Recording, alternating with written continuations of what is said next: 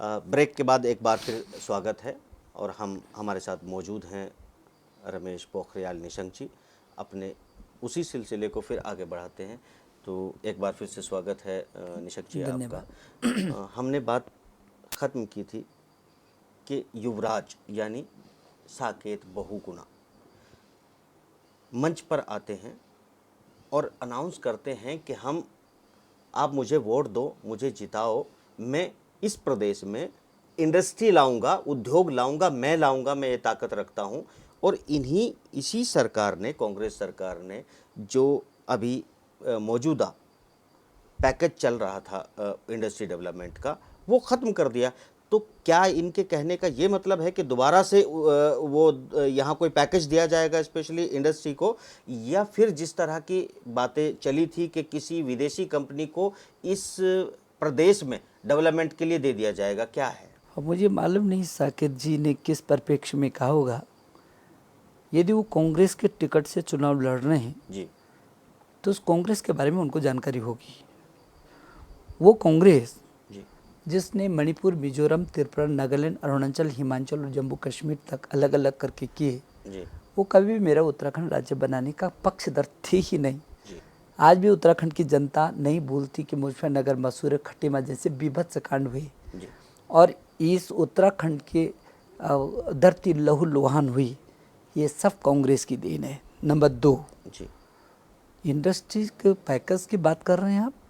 अटल बिहारी वाजपेयी ने 2007 से लेकर के 2013 तक 10 साल के लिए 2003 से लेकर के 2013 तक जी, 10 साल के लिए औद्योगिक पैकेज दिया था, जिसमें 5 लाख नौजवानों को नौकरी मिलती और 1,25,000 करोड़ का निवेश होता। जी, अब ये कांग्रेस को जवाब देना पड़ेगा कि तुम कुछ दे नहीं सकते थे तो छीन तो नहीं सकते थे। देश के इतिहास में जी, ये पहली बार हुआ। मैंने प्रधानमंत्री जी का हाथ पकड़ करके कहा, मनमोहन सिंह जी का, जब मैं इस प्रदेश का मुख्यमंत्री था, जी, मैंने कहा कि इतिहास आपको कभी क्षमा नहीं करेगा। देश के इतिहास में ये पहला अवसर था जब किसी राज्य को मिली सुविधाएं किसी सरकार ने वापस ली हो। आपके कहने का मतलब है उनका वक्त खत्म नहीं हुआ था, उनको वक्त से पहले डिसॉल्व कर दिया गया। 2010 में वापस ले लिया।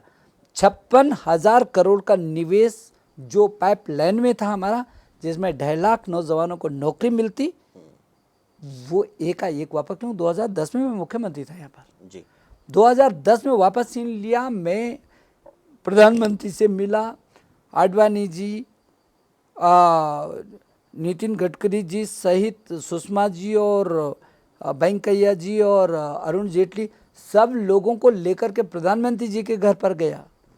यहाँ के सांसदों को लेकर के 5 के 5 सांसद ये कांग्रेस के थे, मैं इनको भी लेकर के प्रधानमंत्री जी के पास गया जी, और ये तक कहा कि कम से कम ये 500 सांसद आपकी, इनकी तो शर्म रखिए आप लोग। नहीं, मगर अभी तो वो दावा कर रहे हैं कि वो दोबारा उस ये पैकेज को जिंदा करेंगे। थोथे दावे करने का कोई औचित्य नहीं, किसी के गले नहीं उतरेगा।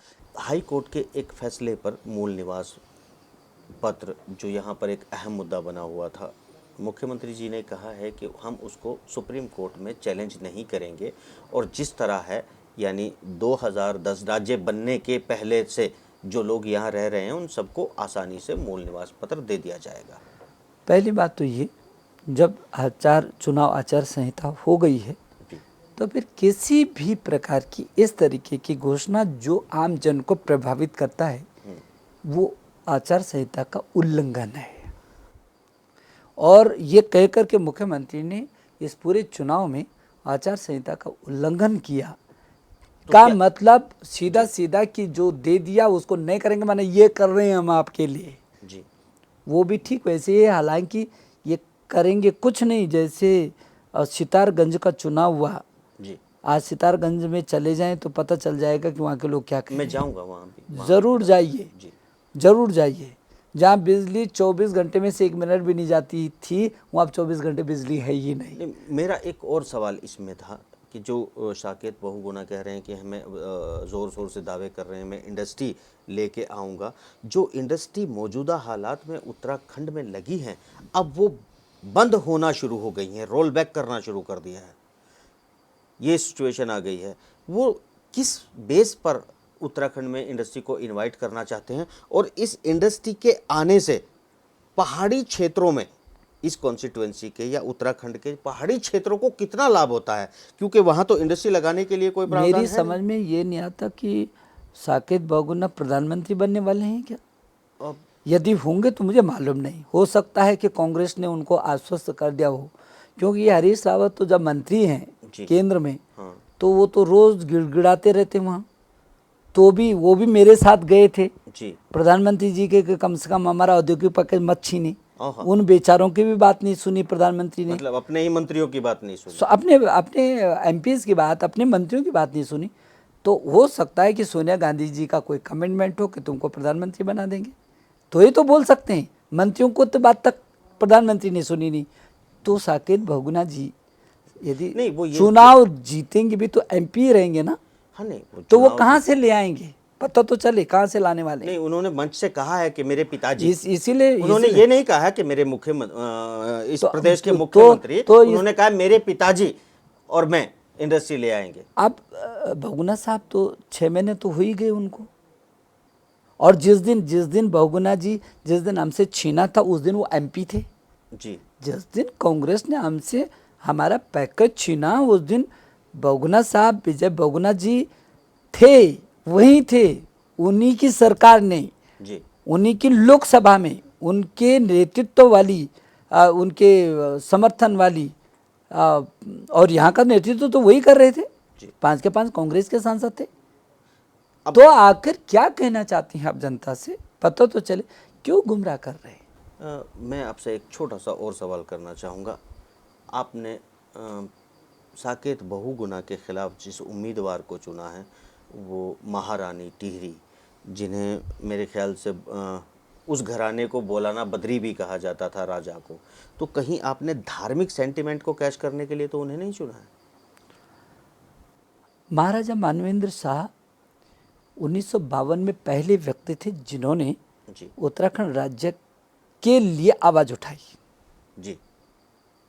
का मतलब ये कि महाराजा मानवेंद्र शाह चाहते थे कि छोटा सा राज्य हो, जो स्वाभिमानी राज्य हो, विकसित हो, समृद्ध हो, और यहाँ के नौनिहालों को रोजगार मिले और हम भी देश की प्रगति में कदम बढ़ा सके। जी। उस विचार को अंततोगतो भारतीय जनता पार्टी ने विकसित किया जी। और राज्य दिया। और महाराजा साहब की मृत्यु के बाद ये जो महारानी साहिबा हैं, जी। राज्य लक्ष्मी जी, जी। बहुत सोबर हैं, बहुत सौम्य हैं, बहुत कुछ बोल करके कुछ नहीं होता, जी। लंबे लंबे भाषण दे करके, बड़ी बड़ी बातें करके कुछ नहीं होता।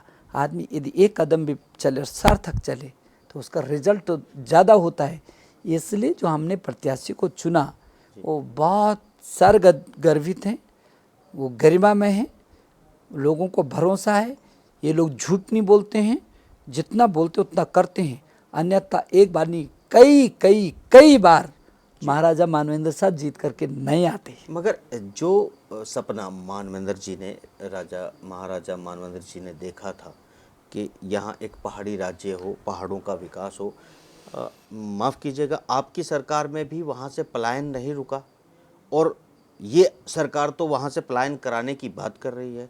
तो इस राज्य को बनाने का जो मकसद था, कहीं वो देहरादून के आसपास कहीं खो तो नहीं गया? बिल्कुल नहीं, और मैं इस बात से कभी सहमत नहीं होता। जी। मैं उत्तर प्रदेश में पर्वतीय विकास मंत्री रहा हूँ, जी। मैं उत्तर प्रदेश में संस्कृति मंत्री रहा हूँ। जी। जब राज्य बना तो मैं पहले वित्त मंत्री, नियोजन मंत्री के नाते मैंने इस राज्य का काम संभाला। जी। मैं समझ सकता हूँ, जान सकता हूँ कि जिस दिन ये राज्य बना उस तिथि में हमारी जो औसत आय थी, जो विकास दर थी, वो थी 2.9। जी।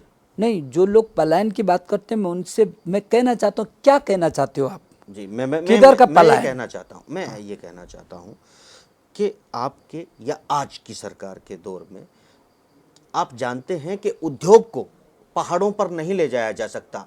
मैंने उत्तराखंड के किसी नेता के मुंह से, किसी पार्टी की प्लानिंग में ये नहीं देखा कि वहाँ इको टूरिज़्म का डेवलपमेंट किया जाए, इको टूरिज़्म वहाँ बनाया जाए, सिनेमा इंडस्ट्री को डेवलप किया जाए, यहाँ फिल्म फेस्टिवल्स कराए जाएं, इंटरनेशनल टूरिज़्म को डेवलप किया मेरा जाए। अनुरोध रहेगा जी कि जो हमने विजन 2020 एक सपना देखा था, उसको ज़रूर आप पढ़िए।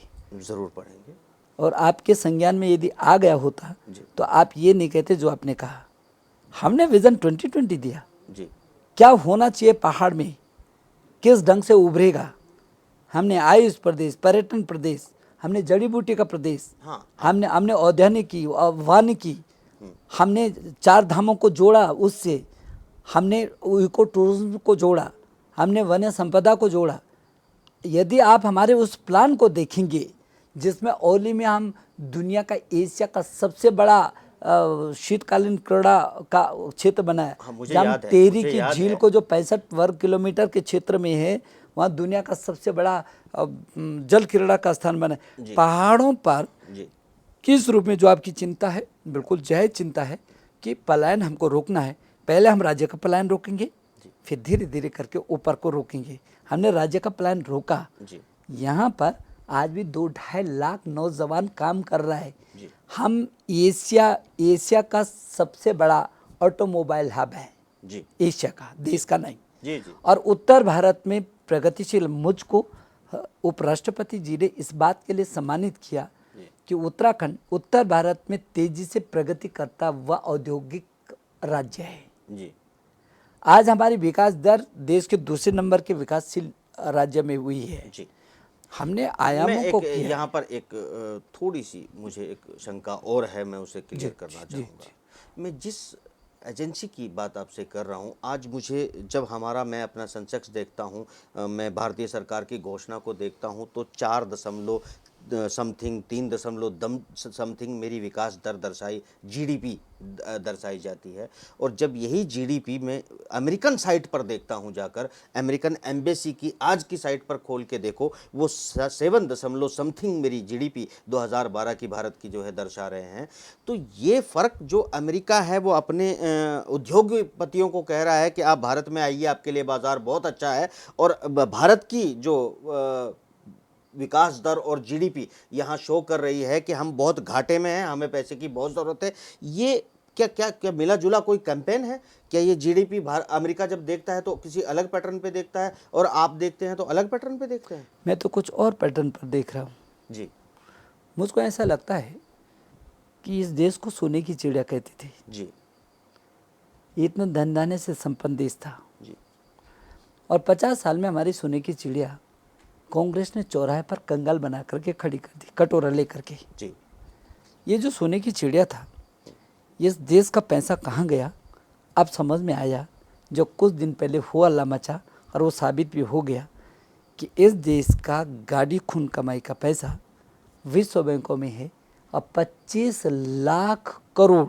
जी यदि उस 25 लाख करोड़ पर पूरी दुनिया पल रही हमारे पैसे पे, या अमेरिका भी हमारे पैसे पे पल रहा है, इसलिए वो तो पैसा है ही हमारा। अब इनको लगता है कि जैसे देश थोड़ा खड़ा हो रहा है, इसको फिर कैसे कब्जा किया जाए, ख़त्म किया जाए। ये जो आप जिस नीति की बात कर रहे हैं, उस नीति का ये हिस्सा है कि इस देश को कंगाल बनाते चले जाओ। आज क्या प्रधानमंत्री जी में मेरा सवाल ये था कि जिस अंकों की बात आपने की थी, मुझे उन अंकों पे बड़ी शंका रहती है। अंकों के खेल में ये बहुत महज मैं समझ नहीं पाया पिछले साल हमारी जीडीपी क्यों डाउन रही। हमारी खेती कम नहीं हुई, बारिश कम नहीं हुई, खाद्यान्न हमारे इतने पैदा हुए कि गोदाम लबालब भर गए। ठीक बात। हमारी जो मजदूरी थी वो कम नहीं हुई है, बढ़ी है। हमारा भारतीय उद्योग या हमारा हैंडीक्राफ्ट तबाह नहीं हुआ। फिर हमारी जीडीपी वो 9 से 3 पर कैसे आई? ये कौन सा खेल था, मुझे समझ नहीं आया। वो तो हम ये समझ में तो हमारी भी नहीं आ रहा है ना। इसीलिए तो कह रहे हैं कि जो इनका प्रबंधन और इनके जो आंकड़े हैं, वो जानबूझकर के इस देश को चौराहे पर खड़े करने वाले हैं। मैं ये कह रहा हूँ कि आपको सुनिश्चितता कर दें। मैंने इसीलिए उदाहरण दिया अटल बिहारी वाजपेयी का ना, सरकार का। जी लोग तो वही थे, देश वही है, क्षेत्र वही है, जी बाहर से नया आया कुछ। जी लेकिन 6 साल तक आपने यदि रखा तो चीनी 12 की 13 नहीं हुई। अब आपने गैस का मुझे याद यदि आ रहा है। वो तब और अब आप देखेंगे जी तो 50 साल का अंतर हो गया, सीधे सीधे 5 साल में 50 साल का अंतर। नहीं, मुझे ये याद आ रहा है कि क्रूड ऑयल, कच्चे तेल के आयात पर अटल बिहारी वाजपेयी जी की सरकार में 120-125 से ज़्यादा डॉलर प्रति बैरल का रेट हुआ करता था, और तेल इससे आधा था। और अब चूंकि $100 के नीचे ठीक बात है। कच्चा तेल आ गया है, तो ये कौन से जो रोज मैं अखबारों में पढ़ रहा हूँ, ठीक रोज बात प्रधानमंत्री बयान दे रहे हैं कि कच्चे तेल के बाजार में रेट बढ़ रहे हैं, वो कौन से कच्चे तेल के रेट बढ़ रहे हैं? क्रूड ऑयल जिसे कहते हैं, ठीक बात उसके रेट तो घट रहे हैं। तो बिल्कुल ये ठीक कौन सा तेल है प्रधानमंत्री जी का, कौन सा बाजार है जहां रेट बढ़ रहे हैं? मुझे कुछ आप उसके बारे में बता पाएंगे? नहीं, तो आप तो स्वयं ही बता दिया आपने कि कौन सा है। यही तो देश की जनता पूछ रही कि किधर है वो, अच्छा, आप किसकी बात कर रहे हैं। इसीलिए तो मैंने कहा कि प्रधानमंत्री जी को इस समाज से, इस देश से ऐसा लगता है जैसे कुछ लेना देना नहीं। और जो उनके मैनेजर हैं, मैनेजर बोल रहा हूँ मैं उनको, जी। जो उनके मैनेजर हैं उनको गुमराह कर करके ऐसे आंकड़ों को थमा रहे हैं जिससे देश चौराहे पर खड़े होने की स्थिति में है। बस थोड़ा सा हमें रुकना पड़ेगा चूँकि शायद समय मुकम्मल हो रहा है। वैसे तो मुझे एक जिज्ञासु पत्रकार की तरह बहुत कुछ जानना था, तो निशंक जी ने बहुत कुछ मुझे बताने की कोशिश की, और मैं अगली एक पर्सनालिटी से मुलाकात के लिए आपसे विदा लेता हूँ, ताकि मैं कुछ और आपके लिए सवाल पूछ सकूँ और कुछ और आपके लिए जानकारी जुटा सकूँ। तब तक के लिए नमस्कार।